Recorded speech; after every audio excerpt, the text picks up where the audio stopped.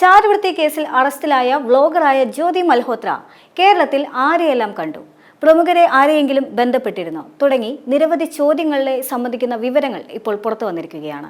കേരളത്തിൽ വന്ദേ ഭാരത് ട്രെയിനിന്റെ ഉദ്ഘാടന യാത്രയിൽ ഉണ്ടായിരുന്നുവെന്നും മുൻ കേന്ദ്രമന്ത്രിയുടെ അടക്കം പ്രതികരണം തേടിയിരുന്നുവെന്നുമാണ് ആദ്യത്തെ വിവരം.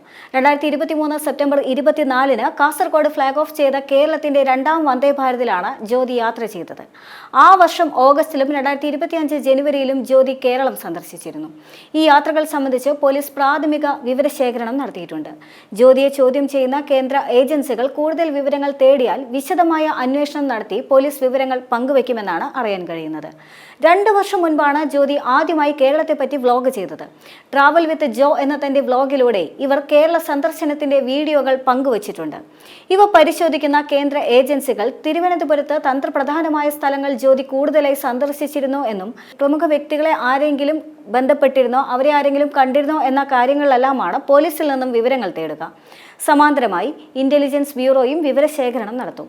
കേന്ദ്ര ഏജൻസികൾ ആവശ്യപ്പെട്ടു കഴിഞ്ഞാൽ ജ്യോതിയുടെ യാത്രയെ സംബന്ധിക്കുന്ന രേഖകൾ ഉൾപ്പെടെ വിശദമായി പരിശോധിച്ചുകൊണ്ട് എവിടെയൊക്കെ സന്ദർശനം നടത്തി, ആരെയൊക്കെ കണ്ടു, ഏതൊക്കെ വാഹനങ്ങളിലാണ് സഞ്ചരിച്ചത് തുടങ്ങിയ കാര്യങ്ങൾ പോലീസ് അന്വേഷിക്കും.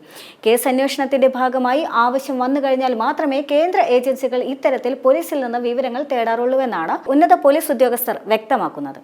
എന്നാൽ അതേസമയം ചാരുവൃത്തി കേസിൽ അറസ്റ്റിലായ യൂട്യൂബർ വ്ലോഗർ ജ്യോതി മൽഹോത്ര കൊച്ചിയിൽ എവിടെ ആരൊക്കെ സന്ദർശിച്ചു തുടങ്ങിയ വിവരങ്ങളിൽ പ്രാഥമിക അന്വേഷണം തുടങ്ങിയിട്ടുണ്ട്. ജ്യോതിക്കൊപ്പം പല യാത്രകളിലും കൂടെയുണ്ടായിരുന്ന ഒഡീഷ പുരി സ്വദേശിയായ പ്രിയങ്ക സേനാധിപതിയും കേരളത്തിലെത്തിയിരുന്നു. ജ്യോതി അറസ്റ്റിലായതിനു പിന്നാലെ പ്രിയങ്ക പുരിയെ പോലീസ് ചോദ്യം ചെയ്തു വരികയാണ്. അതേസമയം തന്നെ ജ്യോതിയുടെ കേരള യാത്ര സംബന്ധിച്ച അന്വേഷണം നടക്കുന്നതായി ഔദ്യോഗിക അറിയിപ്പുകളൊന്നും തന്നെ ലഭ്യമായിട്ടുമില്ല. ഡൽഹിയിൽ നിന്ന് ബംഗളൂരുവിലെത്തിയ ജ്യോതിയും പ്രിയങ്കയും ഇവിടെ നിന്നുമാണ് കണ്ണൂരിലേക്ക് വിമാനമാർഗം തിരിക്കുന്നത്. തുടർന്ന് കണ്ണൂരിൽ യാത്ര ചെയ്യുന്നതിന്റെയും ആലക്കോടെത്തി തെയ്യം കാണുന്നതിന്റെയും എല്ലാം തന്നെ വീഡിയോകൾ ഇവരുടെ ചാനലിൽ ഇപ്പോഴും ലഭ്യമാണ്. തുടർന്ന് തൃശ്ശൂരിലേക്കുള്ള യാത്രയിൽ ഒരു നെയ്ത്തു ഗ്രാമത്തിലെത്തി അവിടുത്തെ വിശേഷങ്ങളും പങ്കുവെക്കുന്നുണ്ട്. കണ്ണൂരിൽ നിന്ന് കൊച്ചിയിലെത്തി മുറിയെടുത്ത ശേഷം പിന്നീട് മൂന്നാറിലേക്കാണ് ഇരുവരും യാത്ര ചെയ്തത്. മൂന്നാർ യാത്രയ്ക്ക് ശേഷം സാധാരണ ടൂറിസ്റ്റുകൾ ചെയ്യുന്നത് പോലെ തന്നെ കൊച്ചിയിൽ തിരികെ എത്തുകയും ആലപ്പുഴയിലേക്ക് യാത്ര പോവുകയുമായിരുന്നു. അവിടെ ഹൗസ് ബോട്ടിൽ താമസിച്ച ശേഷം കൊച്ചിയിൽ മടങ്ങിയെത്തുകയും പിന്നീട് കൊച്ചിയിലെ കാഴ്ചകൾ കാണുകയെന്നതുമായിരുന്നു വീഡിയോ ദൃശ്യങ്ങളിലുള്ളത്. Edappally Lulu Mall, Kochi metro, water metro, MG റോഡിലെ ഷോപ്പിംഗ് കേന്ദ്രങ്ങൾ, ഫോർട്ട് കൊച്ചി തുടങ്ങിയവയാണ് വീഡിയോയിൽ പ്രധാനമായും ഉൾപ്പെട്ടിട്ടുള്ളത്.